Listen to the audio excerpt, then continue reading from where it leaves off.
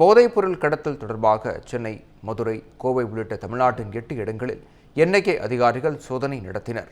2024ஆம் ஆண்டு அந்தமான் கடற்பகுதியில் மியான்மர் நாட்டை சேர்ந்த படகிலிருந்து 36,000 கோடி மதிப்பிலான 6,016 கிலோ மெத்தபெட்டமைன் போதைப்பொருள் 6 மியான்மர் நாட்டவர் கைது செய்யப்பட்டனர். அவர்களுடன் தொடர்பில் இருந்ததாக சந்தேகிக்கப்படும் நபர்களின் வீடுகள் மற்றும் அவர்களுடன் தொடர்புடைய இடங்களில் தற்போதைய சோதனை நடைபெற்றது.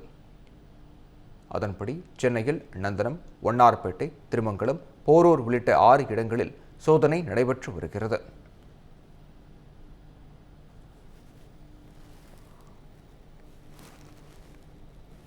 இதுபோன்று மதுரை அவனியாபுரத்திலும் 1 மணி நேரத்திற்கு மேலாக என்ஐஏ அதிகாரிகள் சோதனை நடத்தப்பட்டது.